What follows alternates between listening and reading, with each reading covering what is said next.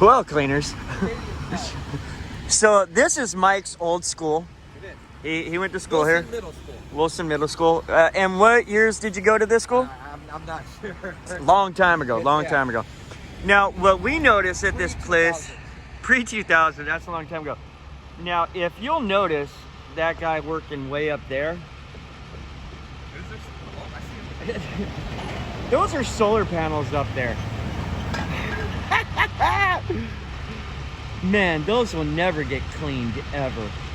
Do you know how much money they're gonna have to pay to get those cleaned? They got that top area over there. I bet that's where they have to clean. Lift up there, though. Ha. It's gonna be lift. Crazily. That is insane.